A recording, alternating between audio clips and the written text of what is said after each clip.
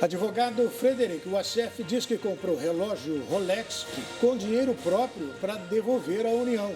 Ministro da Casa Civil diz que apagão foi causado por erro técnico e que há sobra de energia no país. Melhora na economia impulsiona avaliação positiva do governo Lula, segundo pesquisa Genial Quest. E no futebol, milhares de torcedores vascaínos recepcionam o francês Payet no aeroporto do Galeão, no Rio de Janeiro.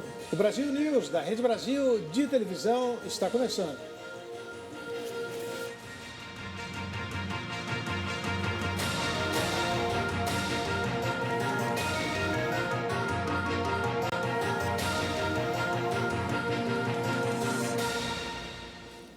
Frederic Wassef, advogado do ex-presidente Jair Bolsonaro, apresentou versões contraditórias sobre sua participação na venda e compra ilegal de um relógio Rolex recebido como presente pelo ex-chefe do Executivo em viagens ao exterior.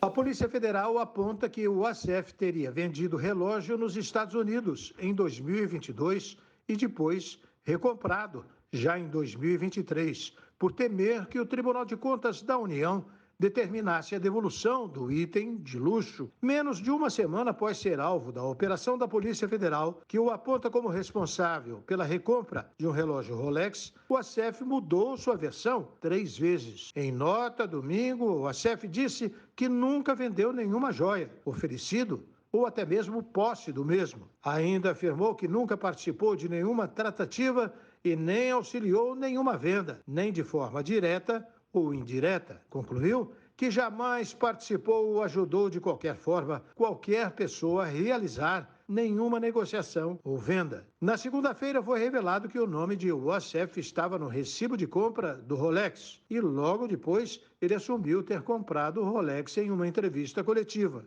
Eu usei do meu dinheiro para pagar o relógio.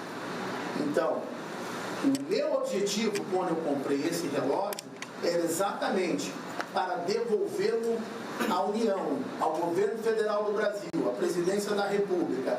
E isso, inclusive, por decisão do Tribunal de Contas da União. Na última sexta-feira, a Polícia Federal deflagrou uma operação para apurar a suposta tentativa de vender ilegalmente presentes dados ao governo por delegações de outros países. O esquema teria sido capitaneado por militares e advogados ligados ao então presidente Jair Bolsonaro. O Wassef estava entre os alvos da operação. Segundo a PF, ele e outros ex-integrantes do governo Bolsonaro, além de amigos e aliados do presidente, são suspeitos de participar do esquema.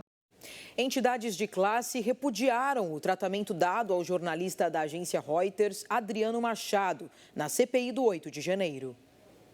Um grupo de entidades ligadas à imprensa brasileira repudiou a convocação e o tratamento dado ao repórter fotográfico da Reuters, Adriano Machado, na CPI do 8 de janeiro.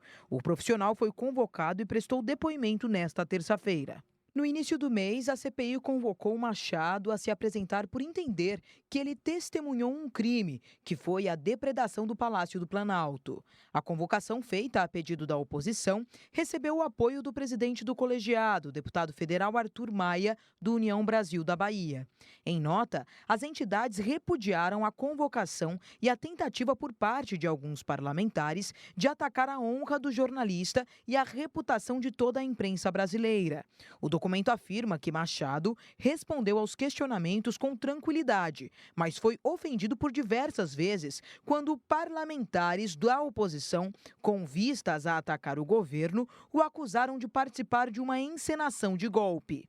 As entidades entendem que a convocação do profissional, como se fosse suspeito de um crime ou de um conluio, é uma forma de agressão e de intimidação à imprensa. Assinaram a carta de repúdio à Abrage, Associação Brasileira de Jornalismo Investigativo, o Instituto Vladimir Herzog, o Instituto Palavra Aberta e FENAGE, Federação Nacional dos Jornalistas, a Torna-Voz, os Repórteres Sem Fronteiras e a AJOR, Associação de Jornalismo Digital. O ministro da Casa Civil, Rui Costa, afirmou que mais de R$1 trilhão o investimento no programa de aceleração do crescimento do Brasil. Ele também comentou sobre o apagão que ocorreu nesta terça-feira, atingindo mais de 29 milhões de brasileiros.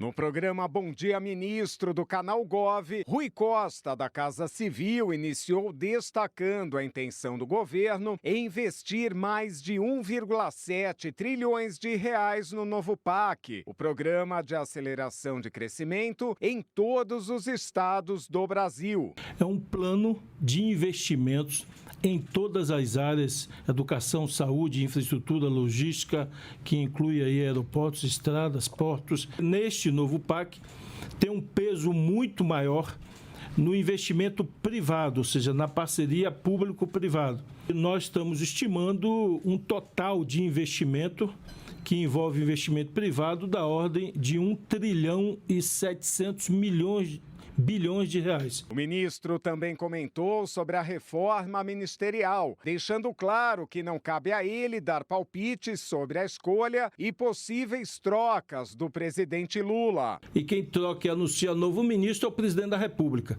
Eu diria que está pertinho, está muito perto dele anunciar o que ele vai fazer. Ao ser questionado sobre o apagão geral que ocorreu em vários estados do Brasil nesta terça-feira, o ministro ressaltou que não há razão para a queda de energia. Segundo Costa, o Brasil tem sobra de energia e os reservatórios estão totalmente abastecidos. Não há razão para este apagão.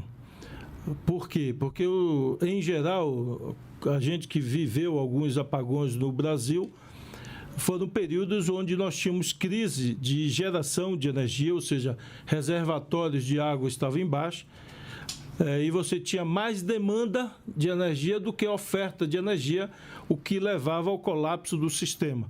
Não é o caso nesse momento, nós estamos com sobra de energia, os reservatórios estão todos cheios.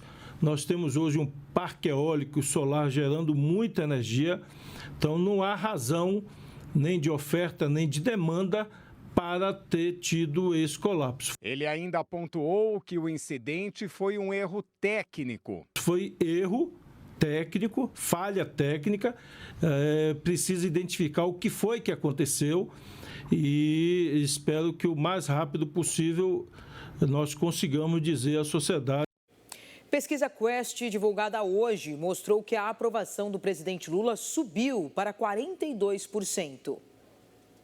Após 7 meses e meio de mandato, o governo do presidente Lula tem 42% de aprovação e 24% de reprovação, enquanto 29% consideram a gestão petista regular e outros 5% não souberam ou não quiseram responder.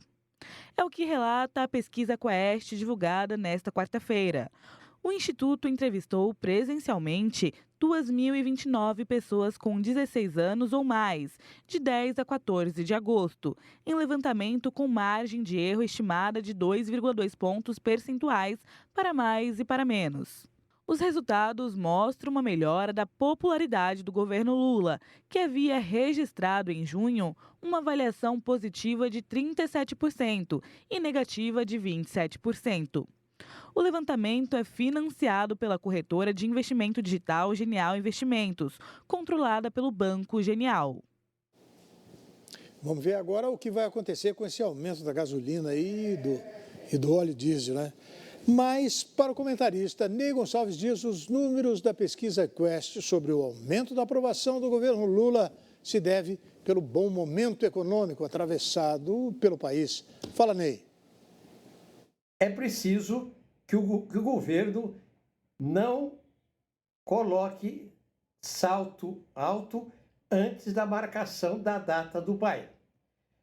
Ontem, o ministro Haddad, quando era prefeito de São Paulo, quem acompanhou, ele era mais ousado, falava, etc.